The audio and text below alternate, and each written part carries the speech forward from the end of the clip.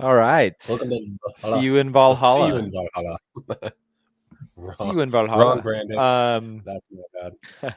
All right, today and for the next 10 of these suckers, we're going to be talking about the 10 adaptations to fitness. And if your goal in fitness is to increase your longevity in the quality of life that you have, then these episodes are going to be key. And then taking action on the information you get from them, of course. Now, if you're a member at CrossFit Magni, you won't have to worry about it because that's what we're doing. That's all we do. Living long lives. Yep. So today we're starting with the first adaptation. What is it, Jeff? Endurance. Can you use that in a sentence for me? Specifically, spell it. Yeah. Specifically, it's cardiorespiratory endurance. Oh, okay.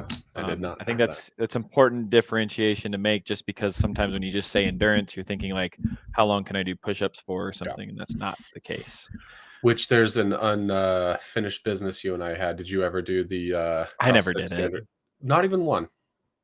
I mean, I probably did one. Yeah, I definitely do one. Did you stop at one because you couldn't do two?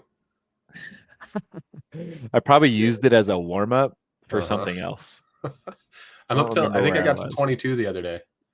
Oh yeah, You know, that's pretty good though. I know. I mean, I don't know if my 2-second down is like, you could Truly set a clock to it, but you know, I like my counting is I'm going Mississippi's, but I'm already taking out a syllable as it's Mississippi, so I'm going Mississippi. Mississippi. Mississippi. So it's a little faster, I think. But it's just a good flow on yeah. It's difficult, man. It beats you up. It's hard. Yeah, it's going to change the game as far as that goes. Well, you need to do it. Will you do it sometime? See how your endurance is? Yeah, I'll do it live, dude. I don't even care. Oh shit. Yeah. Should I do it? Should I take my headphones off? Figure this out? What better time? All right, let me see if I can get this contraption into the spot. God, we'll go live. Folks, tune in. I need to tweet this. I need to tweet it. Okay, I won't be able to talk or hear. Just so That's Jeff, fine. just keep talking shit, but just know I won't hear any of it. Constantly. You're not gonna keep the headphones on. No. I guess I could. I want to hear you. Just hear me breathe. Breathe. So we want to focus on our nasal. Also, you're gonna see my subfloor, so that's gonna be sexy too. Nice. All right. We don't have kitchen floor right now. Oh yeah. That's good enough room, right? Yeah, it is. We'll see. Yeah. And right. Go. 1,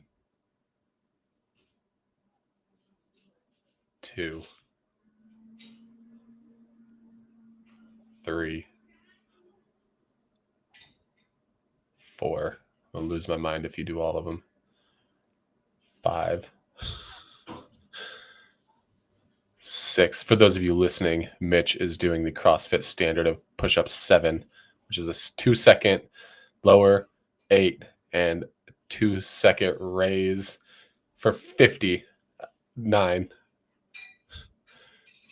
10. Oh my God, you've got to be watching this.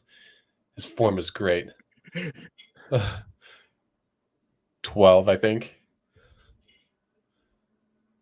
13. I'm burning. Let's keep it going. 14. This is your endurance. Let's see it. 15. 16. 1 Mississippi, 2 Mississippi. 17. Coming up slow. That's burning. Yeah. Nice. Yeah. Yes. Dang. And you know that if I wouldn't have told you 22, that's like that. Then stop at 20. Dude, you're such a gentleman. You are such a gentleman. What's funny is our one person watching right now is Catherine, watching live and also on. It is? Yeah. I mean, I don't know if it's Catherine, but could you imagine she's the different angles? There. Man. Nice job, Mitch. Dang, you get a little. Oh my God, I'm tired now. Yeah. Dude, the pump's real. Yeah. I'm telling you, slow those suckers down. It's another Flex Up Friday, man. I like it. Woo-wee. Hell yeah. That was awesome, man. Kudos. It really gets going though, huh? You start to feel it. No. Every time I'm somewhere else, it just washes me out through the back. So Wait, what? I end up. Who are you talking to? Catherine's trying to change my whole setup now that we're started. No, it's She's gonna like, mess I'll up. wait till 2:03 to Yeah. need the cooking area. She knows. Jeez. Well, we can watch her cook. You What want to you watch her making, hobble Catherine? around on her? Yeah. On her two able legs. What's up, Cat's up? Oh, she can't hear me, huh? Ooh. No, she cannot. You'll have to let me know, like in I private, also can't plug in, but hopefully that if works. she wants me to stop calling her that. Okay. Please do, but not here. That'll hurt my feelings if you tell me here. All right. So Yeah, endurance. that was just an example of what we're not talking about today. Exactly. But we got sidetracked, which is great. Let me see if I just turn this off. It's a bit. Is this, you like this or this better? Other way. That way. This way? Yeah. I think so. There's more texture in your face. Yeah, I think there's the light isn't good. What do you need now? Okay. Do you All right. need us to reschedule? Should we move this? Jeez, right? Unbelievable. Gosh. Yeah, this is important.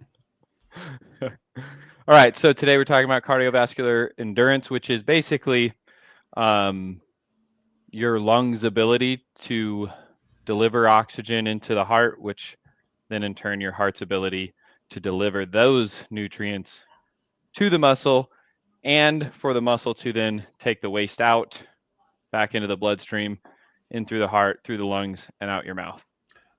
So it's the exchange of O2 and CO2 in the body, basically. So, a question: did you just say that the muscles take the junk out? Is that what you said? Well, there's a mechanism, but sure, yes. Yeah, Can because you- when you, so like when you produce energy, you're basically, it's like little chemical reactions, Mhm. right? So whenever a chemical reaction happens, not every time, like some of them are very lean, but think about, you have, let's say, 3 structures attached, Okay. and then one breaks off. Okay. So now you have 2 structure and then one just hanging out doing something, right? So sometimes that one is hydrogen, Uh-huh. which is essentially just waste. Okay. And so Body it can't has to use be it. reattached somehow, which is where oxygen comes into play. Okay. So that it can then be reattached to something else and things like that. So I'm not trying to get overly nerdy on exactly how that works, because it's not really my area. Yeah. That would be like a total nerd scientist, but basically that's what's happening, is there's these little chemical reactions happening. Sometimes if our intensity is really high, we're going to get a huge amount of waste, and it's going to build up because we're going so fast that the Uh-huh. body can't take it out fast enough. And then that's where oxygen comes in. Is that what you're saying? Yeah, but if you're going at the right intensity, the Mhm. exchange is happening and you could go for a long time. Oh, okay. So pacing. It's pacing, Oh. right? That's cardiovascular endurance though, right? Like when Mhm. you think of cardiovascular endurance, you think of longer distances, Yeah. which require a better pace. And that's been very relevant today if you showed up to the gym, because we did Lucifer. Isabel? Isabel, that's what it was. Lucifer. We did do Isabel, Yeah. and it was fun. Yeah. I don't know if I would say it's a super cardio burner. I'd say it's more stamina, Yeah. probably. I mean, There's a because you could lot hold to your that. breath for 3 minutes if you needed Yeah, to. totally. There's a lot to it though. That's what a lot of the modalities we picked in CrossFit don't just sit in one of these 10 physical skills. They Yeah. sit across multiple. But one thing I want to point out about this particular, and the first 4 episodes of this, really, these are all what they call organic adaptations. So really what that means is, it means you can like do a biopsy and actually see a cellular change to the body. Whoa. So organically we're different if we're training these, right? Oh, Jeff was waving. So organically we would be different from that. And so Okay. with cardiovascular endurance, you're typically going to see dense mitochondrial things, because your mitochondria is what's producing long-term energy in endurance events.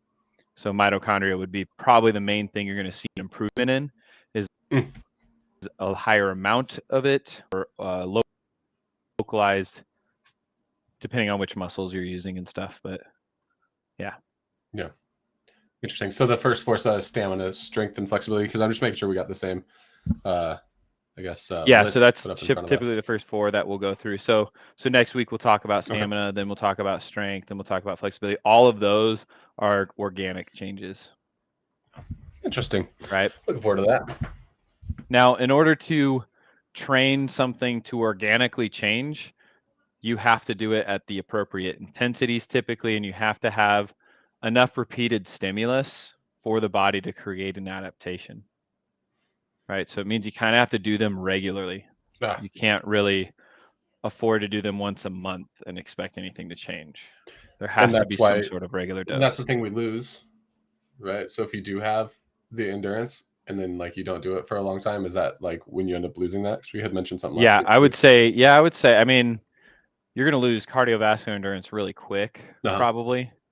But it's also the quickest to gain back, Oh, okay. typically. Do it a couple times, get it back, Just a couple, yeah. and then No, leave I mean, again. you'll see this a lot in some of the higher level athletes are going to really focus in on the weaknesses and the off. They do like super CrossFit-y things until the first, like, let's say 8 weeks out from an event, something like Oh, that, really? where they're going to really focus in on what energy systems they believe are going to be used and how much cardiovascular endurance they're going to need, that sort of thing. Yeah. It's just quicker typically to gain. Now it depends, because it depends on the duration, right? That's going to be harder to gain a tremendous capacity in if you only trained it for 8 weeks, right? Like that doesn't mean you're going to peak in 8 weeks. Yeah. It's Yeah. just You they're just started. sitting You're on scratching the surface. they want their peak here, and they're always 8 weeks out, Yeah. and Hey, so they're that just going to also focus follows in on it through. for 8 weeks. Hey, 8 weeks. Isn't that what you said too? 8 weeks Make a out. habit. 8 weeks. 8 weeks out. Yeah. Make 8 weeks do whatever. One Uh-oh. second. You having an issue? I'm going to die. Anyway, so we're talking about endurance today, folks. Endurance, not necessarily about how many push-ups you can do, but rather your cardiovascular endurance. It's the first thing to go and an easy thing to gain back. That's what we've covered so far in this episode. Mitch has taken a little bit of a break here. Looks like he's dealing with some sort of a issue in the home. Maybe a child walked up. Maybe it wasn't. Maybe it was Catherine. Maybe Catherine couldn't reach the butter. Who knows? She was going to be cooking something. But who knows what she's doing? It could be a child. It could be Mitch saw something falling off of the counter. Could be a whole lot of things that we were dealing with there in our technical. Can you hear me? Oh yeah, hey, how's it going, Mitch? Welcome back. Okay. I kept us busy. Now my computer was going to die because when I was forced to do push-ups, You I unplugged unplugged it. it and then I didn't plug it back in. Yeah, the endurance of that computer. Yeah, need to do this. Computer's on its last limb. I'm Yeah. telling you, I can't close it too many times because I'm worried that it's going to break. It'll be like the last time you close it. Yeah. All right. So what were we talking about? We were talking about 8 weeks out. 8 weeks. Oh yeah, that's right. Yeah. So generally speaking, that's kind of where we're sitting with cardiovascular endurance. Now, obviously, again, the longer and more steady you're training it, the more deeper and more intense that cardiovascular endurance is going to become. As far as like really quick ways to really training, you would probably start with really long intervals. Like let's say you're just sitting on the couch. The first place that you would start,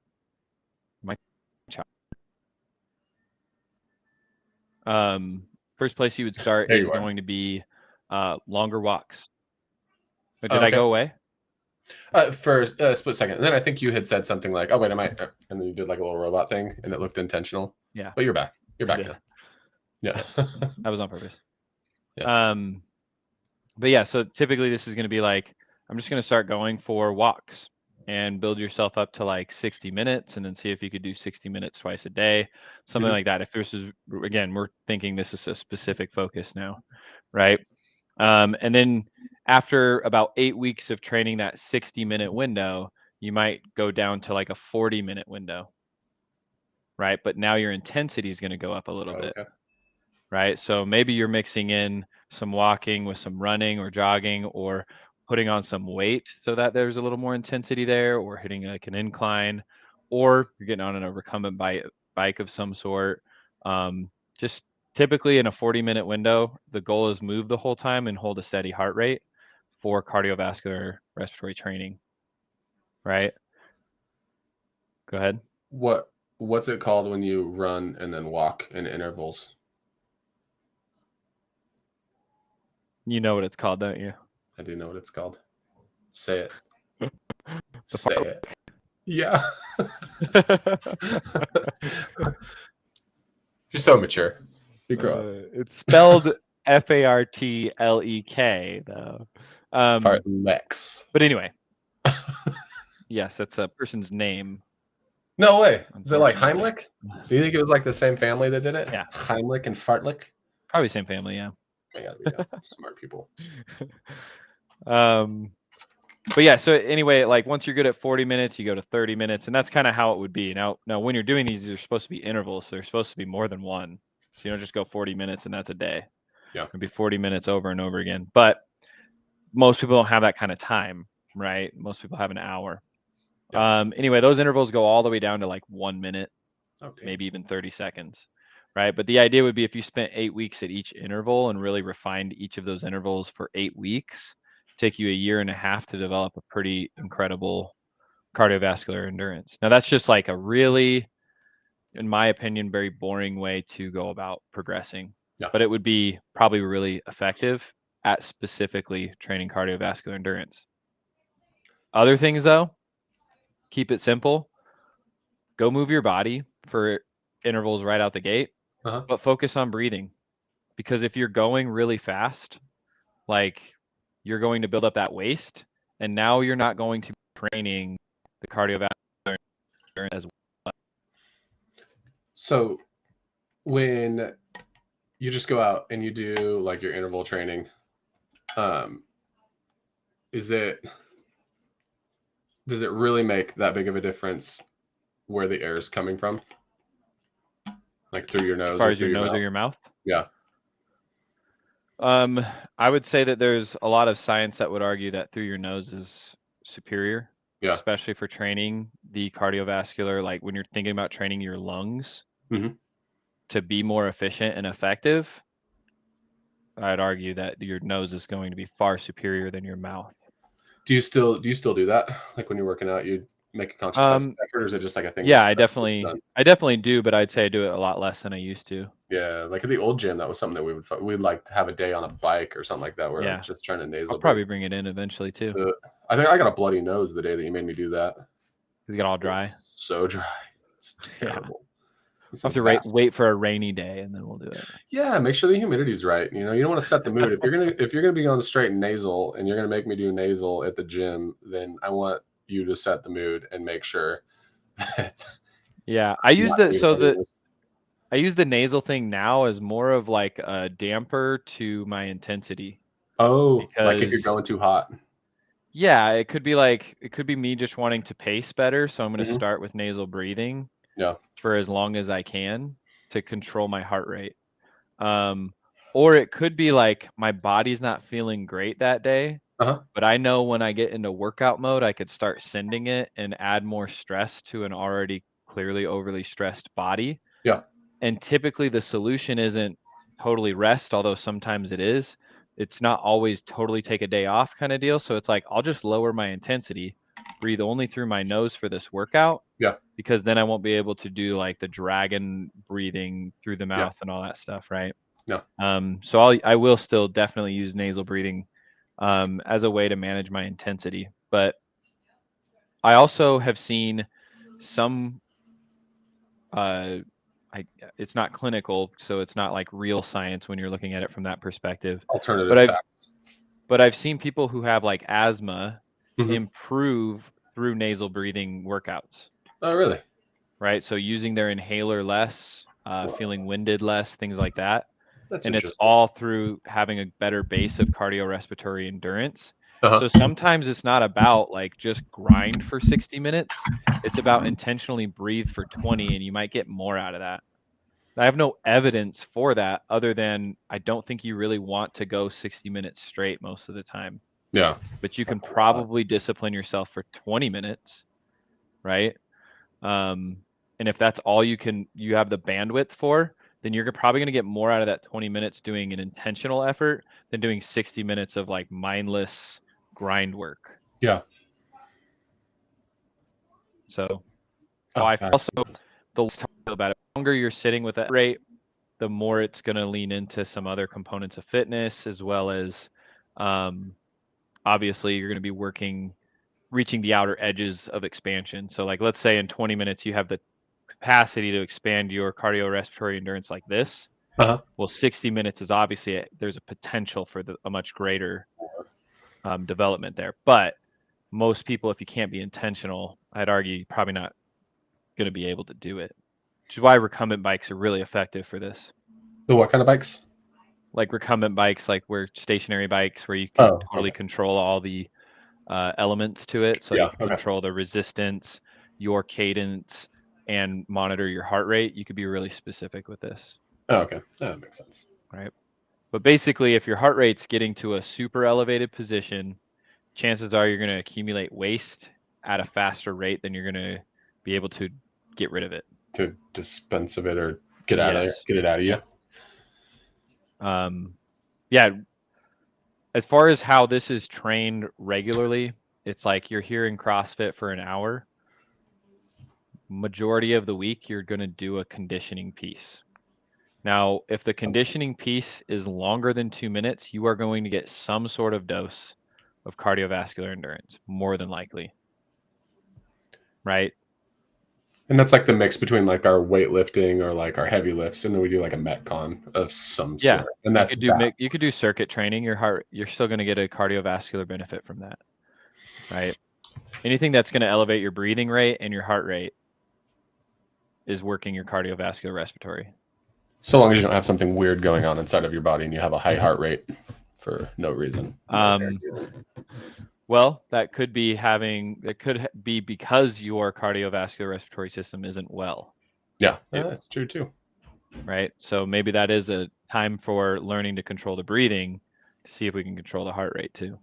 And did I tell you that when I started focusing more? Yeah. All right. Yeah. Let me tell them. Yeah. Tell them. So I would have an extremely high heart rate, like 212, I think, when I was working out with Mitch out at the park in the middle of the summer. And I pulsed it, like I counted Mississippi, and it was scary. Like I wanted to stop working out, and I think that what I was doing was I was holding my breath, especially with heavy weight, like under load. Anything that's like really heavy, I'm like bracing my core and not breathing. And then I think at one point you told me, you were like, if you can't breathe through a workout, you're doing too much weight or something like that, or you're outside of where your balance of where you should be.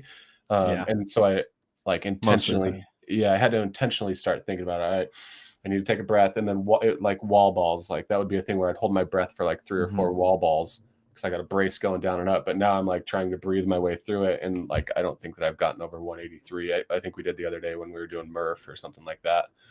But that's the run part, because that's the endurance part that I feel is like my worst nemesis. But yeah, the breathing seems to have helped. Either that or I just started going to the gym more often, and maybe I'm just healthier in that respect. So could be one of a couple things. I mean, it's obviously being consistent in the gym is one thing, but also just being intentional with your breathing, finding ways to manipulate your heart rate. Like typically to lower a heart rate intentionally, you can breathe out through your mouth or your nose, whichever one, just longer. Just try to extend the duration of the exhale. As painful as that is, triggers calming, right? Yeah. It can be uncomfortable, but it can actually trigger some calming effect to the heart rate. And you can actually sometimes see that. We've done a couple things where we would put people on like a heart rate monitor, have them go nuts for a certain amount of time, and then focus on slowly exhaling. The hard part is you can't control all the factors. So like, how much would that have come down without intentional breathing versus intentional breathing, and how many intervals does that change from interval to interval? So it's hard to find like a perfect thing, but most people feel calmer and actually show a slightly lower heart rate, or in some cases maybe a dramatically one. Just depends on the person, and I'm sure a lot of other things. I saw a thing also yesterday. I mean, I'm on like this fitness feed on my algorithm for Instagram, and I don't know why, but this guy came up and he was like, if you take a deep breath in and then you like take that last breath, like fill it up as much as you can. That next bit where you think you're full, but then you take in just a little bit more. Yeah, like the double breath.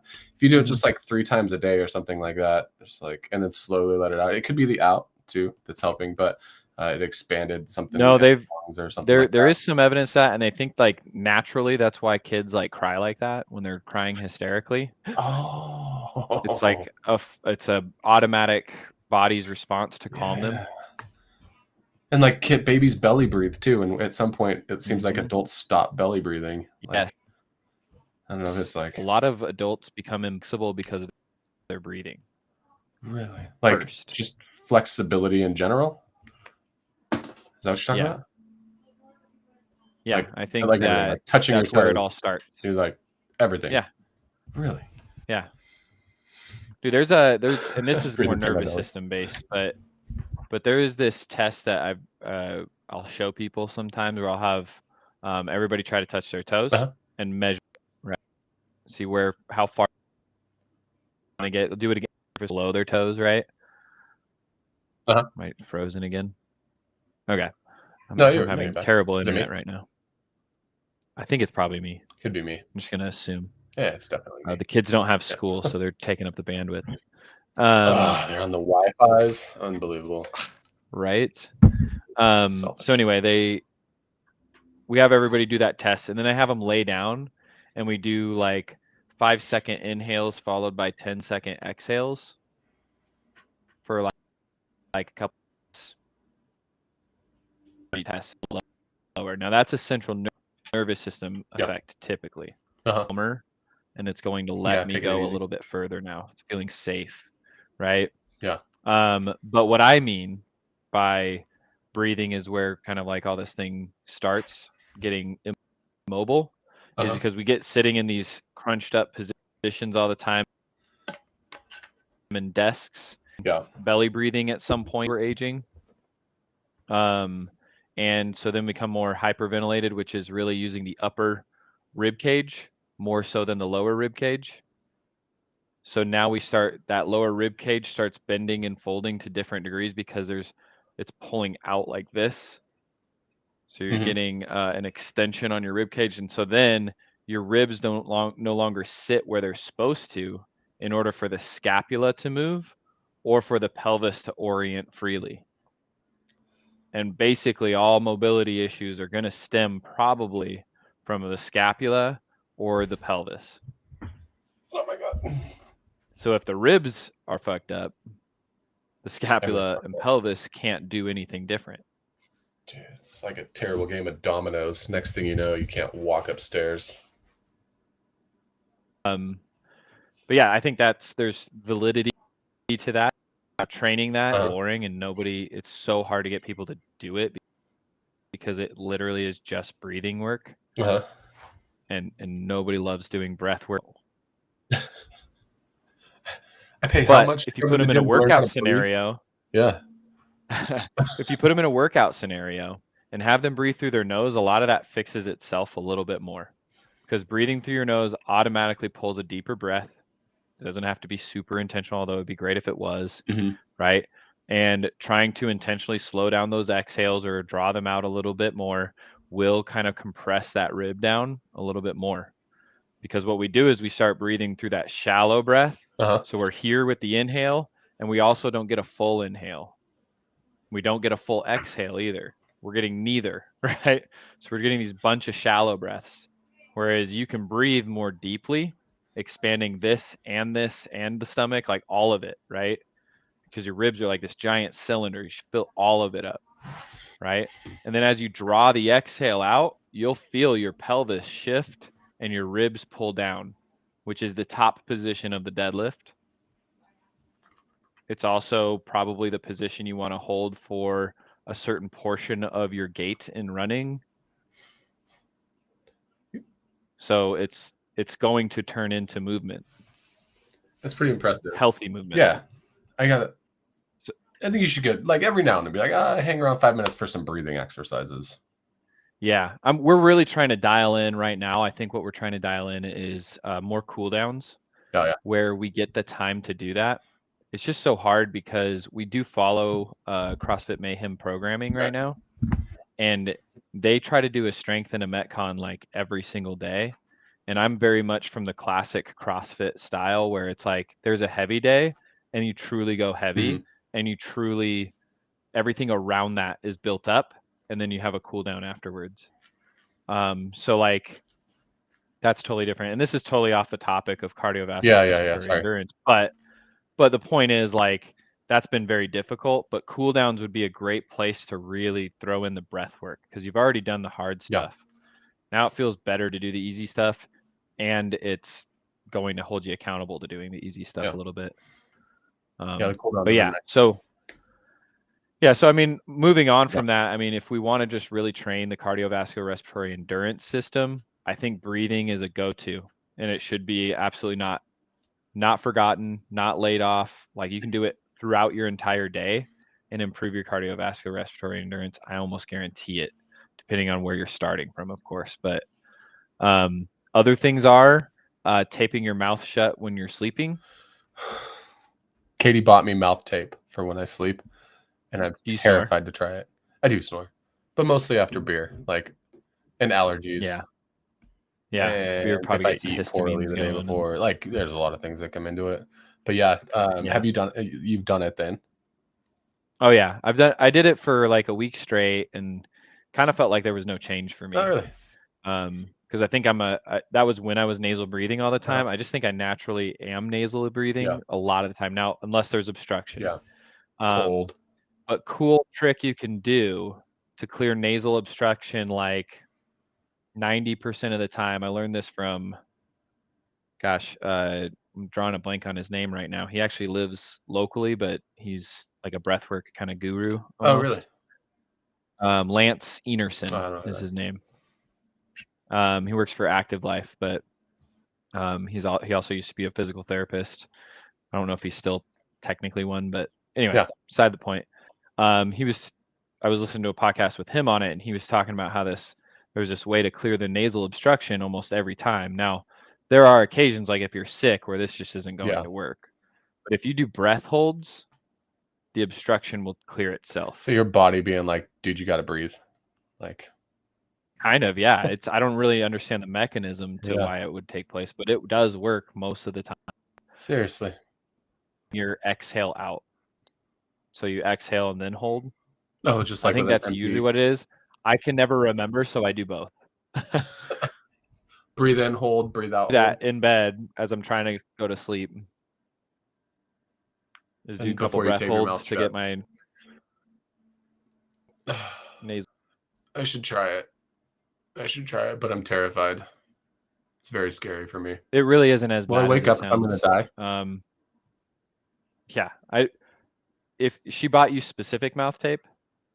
It's like duct tape, really. Shut up! It is not. No, it's specific for. I was gonna say, literally, I use just a piece of Scotch tape only over this portion. So if I really wanted to breathe through my mouth, nothing was gonna stop me. Yeah, you just open it up. It's just like you could easily open up, but it's just that little tactile cue that it just keeps it shut. I have to try it. I'm gonna give it a go. See what happens. We do it in our bod squat. I usually throw that in as a challenge too. Nice. Habit challenges. I just throw it in like once because I don't believe everybody has to do that. I don't want people to be obsessed with this other thing they need to have for bed. Like I'm not a huge fan of things that take us further away from being human, but it could be a good option for those that are struggling with snoring in particular, because it'll clear the airway throughout the night if you're breathing through your nose. Because it has to be open. Yeah, just putting the demand on it. Yeah, have to try. Give it a go. I've also taped my mouth shut for workouts too, wall balls and rowing. God, that was. When did you do that? Did you do that recently? That was when I first started nasal breathing. Oh, okay. It was at the old gym. Yeah, it was an open workout. It was rough. It was so hard to do wall balls and rowing. I should have waited till I was like more adapted to nasal breathing. Yeah, would have been a lot different. Seems like you had us lift. You were like, all right, do this lift. nasal There was a breathing. burpee. Yeah, and then you were like, do it without it or whatever. And I think we had either scored higher or lower. Tell me what the stimulus was or whatever, but It was like you mixed. should have done better. Oh, was it? Yeah, it was mixed. A lot of that, well, that's what's hard about these things, right? Is if you try to do it one way, then another way, how much of that is fatigue from the first way? Yeah. Like, we Mix don't it up. know. So it gets hard to like do that. But if you did, like, let's say a 5-minute effort, nasal breathing with a 3-minute or let's just call it a 5-minute rest, 5-minute effort, 5-minute rest, 5-minute effort, 5-minute rest. So 3 intervals have to be nasal breathing, and look at your performance among each one.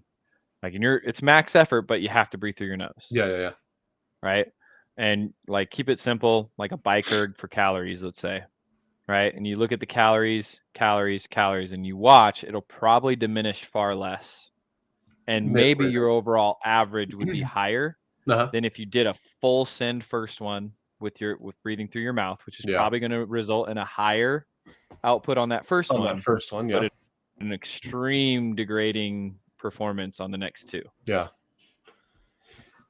Seen that. Especially when you go too hard. Yeah. Right? Echo bike. Yeah. So that brings us into another thing to talk about when it comes to know if cardiovascular endurance needs to be improved. All right. So one test you can do is just a 10-minute assault bike test. This is what OPEX typically does for all new people, is a 10-minute assault bike test, max effort. You're trying to get as many calories as you can. Who's OPEC? If you are an OPEX. Who's OPEC? OPEX. OPEX. Who's that? Are you saying OPEC? It's That's just what you said. A certification company. Oh, okay. So it's not a person. Like a certification company for trainers. Oh, okay. All right. Okay. We're all with you. Continue. 10-minute but bike. they're just to put it out there, it's one of the best personal training certifications you could go through. It's very thorough.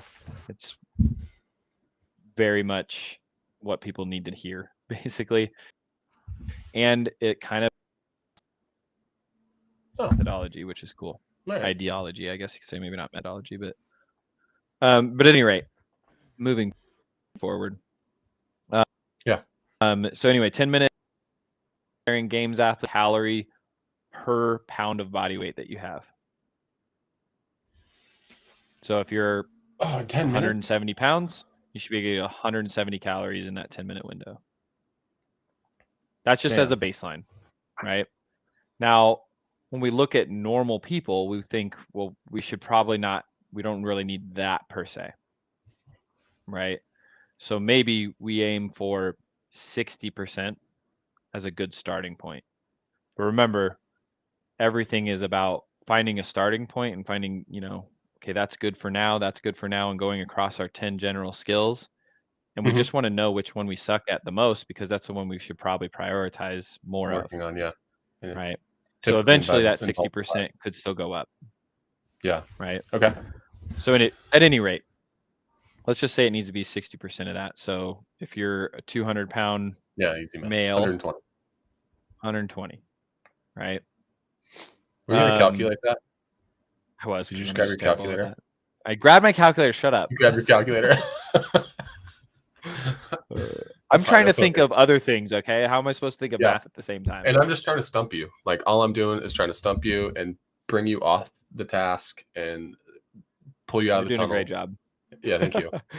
I digress. But back to what we need to be talking about. Okay, 120. So that's one test you can use. Another one could be like a 5K row. Right. So that's like typically like a 20-minute effort for a guy. And then you can kind of start thinking, where should I really be? So I would say for a guy, we're aiming for 20 minutes or less. You say 10K or 2K? 5K. 5K. Oh, okay. On the row. Sorry. Okay. And then maybe for ladies, we're looking for 24, maybe 22. I don't know the exact way that would work, but maybe closer to 22, I think. 22 minutes there. So if we're scoring there, then we're cardiovascular is probably like a good cardiovascular system. But again, this has to be kind of compared to other things too. So it's just to find out if it's weak. Another way to test this that's more interesting and a little bit more engaging is to do interval training and see what your deterioration is. Right? And these are hard. These are really hard efforts. So typically you're going to go about 3 minutes max effort, and then rest like 10 to 15 minutes and do it again 3 times. Oh, geez. So good rest. And watch what happens. Yeah, super good rest. And watch what happens to each one. Now, if you see a huge drop off with that big of a rest, it means your cardiovascular endurance system is probably not very efficient or effective. So how many minutes on were you saying? Like 3 minutes. Okay, 3 minutes max effort, rest for 10. Yeah. Okay. And on anything, just That'd like be a running, simple way to put like it. distance. It's got to be something you can really put max effort on, right? So if you choose like a 275-pound deadlift and burpees over the bar and muscle ups, the chances are that's not going to be a good test, right? Because those are so highly complex and difficult and powerful movements that you're not actually going to go full balls to the wall on that. So it could be like something where you can go nuts.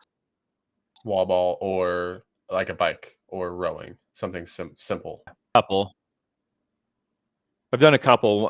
One that OPEX does, I think, was 20 kettlebell swings, 20s, and 20 calorie assault bike. Dang. And then time, however long it takes you to do that at max effort, you should be able to recreate that for the next 3 times. Yeah, I think their rest was 12 minutes on that one. Yep. Damn. And so the reason why this test is so it really unveils things to you, because like when I did that test, I like couldn't even go on the third one. Yeah, that's like skip it. I was trashed. Like I could not go on the third one at all. The first 2 were pretty close, but that third one was like double the time. So it's supposed to be a 3-minute effort. It took me like 6 because I felt like I was going to throw up the whole time. And it was just like could not push my intensity on it anymore. Jeez. And that just went to show my aerobic abilities weren't that good. My ability, so think the cardiovascular system has 2 jobs. Bring in oxygen, take out CO2. That's it. Right? So if I'm resting 12 minutes and I'm no longer able to produce energy at that rate anymore, then there's a good chance that I've got too much of that CO2 built up and there's no way of getting it out. So it's just getting worse and worse and worse every single interval. That's crazy. Right? I'm trying to figure out which one I want to do. I think the bike one sounds terrible, but I'm terrible at the bike. So I'm like, which one? If I can do 200 calories, right? 10 minutes. 212 for everybody counting. The thing I don't love about that bike one is that you can start gaming it if you've done it a couple times, where it's like, I know what my RPMs need to be on average to hit X goal. I gotcha. Yeah, which is not really the intention, I don't think. Yeah. But that being said, this other one really hard to game because you're supposed to be giving 100% effort. Now you could game it and give less effort, but that's just you intentionally fucking up your own test. Person. Yeah. It's your sense of character, right? Now, so that one I really like that test. The other one I did that is brute strength. If you ever follow I should start following these people. Did you bring them athletes all the time and works with? But I've been on their program several times. But when you start their individual stuff, you have to go through a month of assessments, and one of those is that basically that same test. But here's how they did it. It was like row, I want to say 15 calorie row. I can't remember how many dual kettlebell swings, but it was like so many dual kettlebell swings. And then thrusters. Yeah, so 2 kettlebells, Russian style. So just back and forth, right? Do you go between your legs? Yeah. The I guess I'll have to program that Yeah, I was soon. gonna say I've never done a dual kettlebell swing before. Sounds dangerous. No, that's not too bad. All right. At any rate, it's 15 calories there, and let's just, for the sake of me not knowing, say it's 15 kettlebell swings and 15 thrusters, and then 15 kettlebell swings and 15 cal row. So it's like an up and back. And that one was similar. I just like the third round, nothing left in it. Now I did those close to each other, so I still was deconditioned for that. But and like if I did it now, I guarantee it'd be the same thing. I'd have a really great first round, but mediocre I'd be trashed second afterwards. I might be close on the second. Yeah, it's that third one. Typically, my first and second are pretty good. It's my third one that is just absolute. How do you fix it? You have to do more aerobic training. Best place to do aerobic training is on machines. Just row, bike, erg. Yeah, because I think one of the issues that we fall into, especially with like CrossFit methodology, was we use a lot of different components too much. And then we have like rests between different modalities, right? So like thrusters and pull-ups, right? But then people are resting between thruster and pull-up, right? And if you're truly trying to stay in this level heart rate thing, you kind of have to do a cyclical movement for a longer duration or whatever, so that you can be steady there. Getting off and walking around. Yeah, and you see this in like standouts at the CrossFit Games. So like take Matt Fraser for instance, standout, right? Like crushing people to death, but his aerobic base was so much better than everybody else's because he had the discipline to sit on a single machine and do intervals or long distance, whatever it was, and then still do all his other stuff too. Yeah.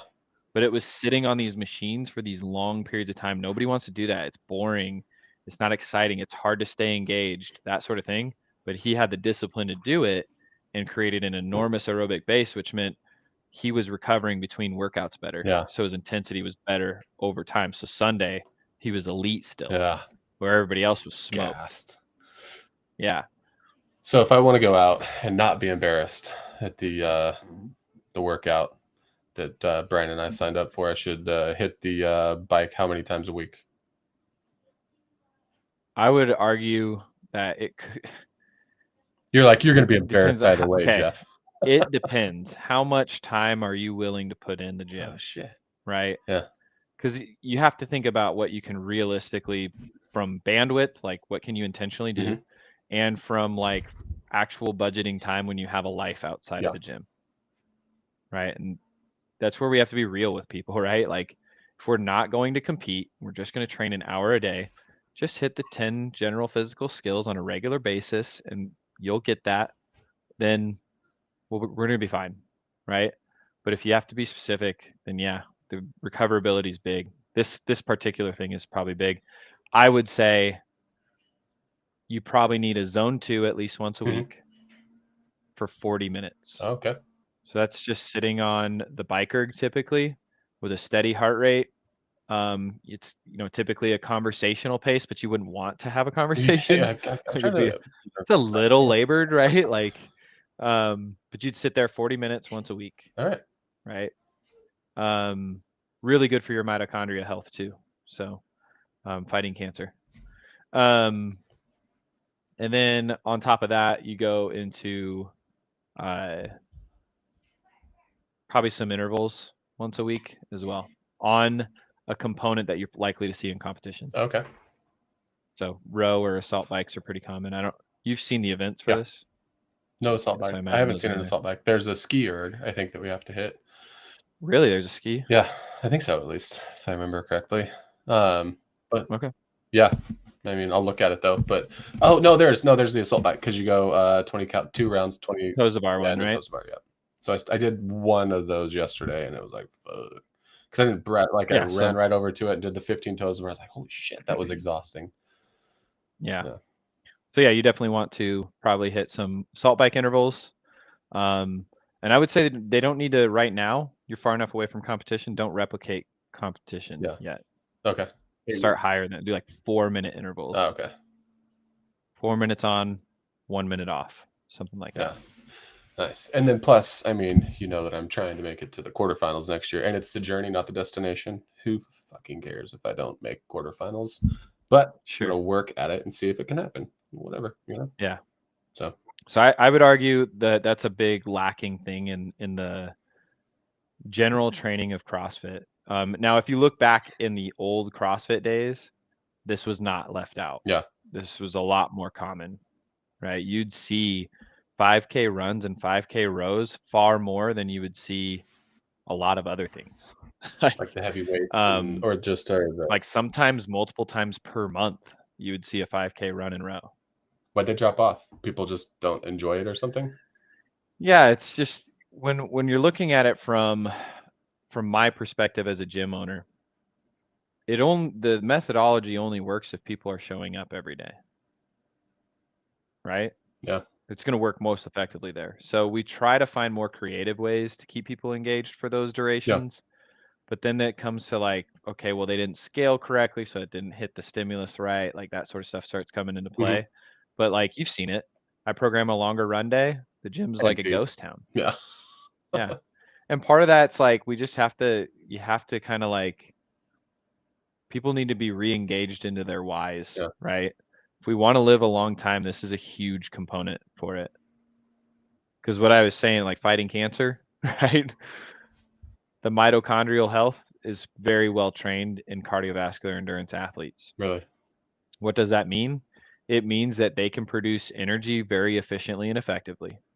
Why is that cancer anything related? Well, because cancer is a metabolic disease. It's purely going to be transferred from cell to cell via sick mitochondria, Yeah, basically. damn. So having a base of cardiovascular respiratory endurance is non-negotiable to some degree Yeah, that's when crazy. you're looking at living Yeah, longer. health, overall health, endurance, Yeah. lifelong Yeah. endurance. But I mean, it's going to lend to other things too. Like you have a good base there, you're going to be able to train more frequently without hurting yourself or without feeling gassed or smoked or exhausted all the time. There's a lot of benefit to do it, right? And It just is hard. yeah, you got to commit. It's the discipline. Yeah. Do you want Yeah. to commit to this life or the next one? Yeah. Only got one, man. So they say, allegedly, But yeah, the other ways you can maybe hit it without having to be solely on a machine is to make sure you're scaling a workout very appropriately. So if you see a 20-minute AMRAP come up, you find a way to make yourself move the entire 20 minutes and never slow down. Damn. So that's either heavier weight or adding reps or what? No, it'd be lighter weight typically because you need to move it the whole time, right? Well, what if you finish the workout? It's a 20-minute workout. Oh, you still got to finish the workout. Let's say I'm in this instance, I'm You're like, specifically thinking of an what are AMRAP. you saying, idiot? So if Okay. you took like a 20-minute AMRAP of, let's say, rowing, wall balls, and burpees, let's say. Actually, maybe that's too easy. Let's go, let's make it gymnastics, weightlifting, and monostructural. So rowing will be on monostructural piece, which this might be falling on deaf ears. Toes to bar. So rowing, toes to bar for Okay. gymnastics. I like Okay. it. And then we need a weightlifting piece. Well, like power cleans? Yeah, sure. Okay. So power cleans. All right. Let's say the workout called for an AMRAP. You do 15 cal row, 12 toes to bar, 9 power cleans. Dude, I love making up a workout off the spot and being like, ooh, that Write this actually stuff is down, fucking folks. dope. That's a fire shit. It's a fire Yeah. workout right there. But you have 20 minutes to do that. Well, you're going to have to, most people, that 12 toes to bar is going to absolutely crush over 20 minutes. Right? Yeah. So you got to take the pace on the row a little bit slower, first of all, so that you can hit the toes to bar. Second of all, if toes to bar is where you to the point where you have to start breaking up those 12, right? We're no longer being aerobically like invested into this we're not workout, which is constantly what the moving. goal is, You're gonna right? fall. Yeah. You should not need the rest, right? Your transition should be intentional. Walk to the next component, do it, right? If the clean is 225, like you're done for, right? So it's one of those things where it's like you just have to scale it so that you can literally move nonstop for 20 minutes. Makes sense to But me. that's a tricky thing to do, and if you don't know yourself super duper well on all those movements, you might miss the mark a little bit. But I'd rather you miss it a little bit than miss it by like A a lot, lot. yeah. And then you also have to take into account people's competitive nature, which has been a topic of conversation recently as well, because you take away from your stance on the Wodify app. Yeah. Yeah. That's the ego part of it, Yeah. right? Like I like being competitive, but there is a time and a place. And and a feel too. So like today we did Isabel, but I didn't really feel like Isabel today. Yeah. Right? Like I didn't feel like bending over and throwing this thing over my head violently, like over and over and over again. Right? So I think I could do a lot better on that workout in a competition setting. However, I wanted to just do the Do it. workout. Right? And so I was like, I'm going to try to hold this pace and I'm going to focus on breathing. And there was the first 10 reps, I got my reminder to focus on breathing because I was holding my breath every single rep. Yeah. And so then I started trying to breathe through it. And then by the last 10 reps, I had to hold my breath in order to get it overhead. Yeah. Like it was just necessary at that What point. you But it needed. was what I needed. And I held the pace and I didn't feel like dying afterwards. And I actually felt great today after that Yeah, workout. nice. Well, you walked around Um, like you weren't dying, so that's good too. yeah, it was, and that's again, that's just where my body felt like today. So that's how I approached the workout. And that comes with time and experience. But I could have been like, no, I got to make sure there's no way Alex could catch me on that Yeah. workout when he does it. Yeah. Right? I could have been thinking of things like that, where it's like that throws my intentions and potentially my ability to recover from the workout because I went too Yeah. fast or got hurt or whatever. Right? Yeah. Just a time and a place. And some of it comes from listening to your body. Some of it comes from really just taking ownership of your life as far as like you've got other shit to do, right? Like if you have a full-time job and kids, it's irresponsible to go in the gym and push yourself so hard that you can't do anything afterwards. It's no fun. It's no fun for your kids or your family or your job. Like they're the ones who suffer, Yeah. right? So you kind of have to be like, well, this is a training day. This is a practice day. This is a training day, practice day. Okay, I'm going to compete Yeah. today. I'm gonna go in. Right? Do it every once in a while, you'll be healthy. Do it all the time, you're probably trashed. Yeah. Like when I picked up my first time meeting Isabel was today. Also, I'd never done that before, and I picked up. I was like, yeah, I know I'm not gonna do RX like 135. Like I Yeah. couldn't pick up 135 one time in the open. Remember that? After that once, I was like, that's off the table. I Yeah. was like 115. Here I come. Picked it up. I don't know if you heard. I was like, fuck that. Threw the barbell down. Did you go down? What's that? From Did 115? you go Yeah, I down went to from 95, 115? and then it was too light. Yeah. And I did a Yeah, it's too light. 144. I'm Yeah. like, all right. I did 10, 5, I 5, think 10. I think you could have done Yeah, 115. I had to push Yeah. myself, but I was like, Yeah. it's dumb. But Brian did Uh-huh. RX and was in the In the time? time window, Hell yeah. 3 to 5 minutes. Nice. I asked him Stimulus window. because there's a max snatch and a max clean and jerk. I was like, which one you want to do? He's like, oh, snatch all day. I'm like, oh, fuck. I mean, he seems like he'd be better at it than me, so maybe we've got ourselves a game plan. I don't know. What's your snatch? 165, I think was what it was. Yeah, he'll beat you on Yeah, that. 100%. I mean, 9 maybe times not out in of 3 10 months. probably. So I'm gonna go ham. So I'm gonna get fucking yoked. That's true. That's true. Yeah. Where I'm only 8 weeks out from beating him, so. Yeah. But happy to have him as a partner. What's your clean and jerk? I have no idea. You think? I don't remember. What would you My guess? clean, I got to 225 on the clean, but I don't think I mean, maybe I could jerk it. I don't know. I'll mess around with it. I got to work on my split jerk is the thing because that's actually supposed to be in the cycle right now, but I just had to take stuff out in order to fit everything else in. Yeah. So I think maybe I'll have to work on that too when I'm at my additional 40 minutes one day on the bike rig, and then also the other, and then I got to work on my jerk, my split jerk because it's ugly. So. All right. Well, we know what we got to do. Anyway, Yeah. takeaway today.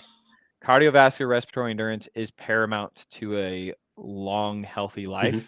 And there's no question asked about that. Like you have to do it and you have to do it regularly. That's like probably in all these components, this is one that can never really be taken out if you wanted to stay healthy. Yeah. Right. You always have to have some exposure to it. There's a few that you could take out temporarily or like do in blocks. This is not one of them. Yeah. Is that why it's number 1 on the list? God, you could argue that that's why it's number 1. I mean, think about the base of the CrossFit pyramid is nutrition and then metabolic conditioning. The second part, huh? And cardiovascular and respiratory endurance training is a huge part of metabolic conditioning. It's not the only thing, Yeah, but it's big. it's a huge part of it. Big. Yeah.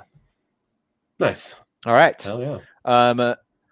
This has been See You in Valhalla, episode Round number 13. 13. Thank you for joining us today. Remember, yeah, leave a like, comment, subscribe, all that stuff, and we'll get back to you. Next week, we're taking on stamina.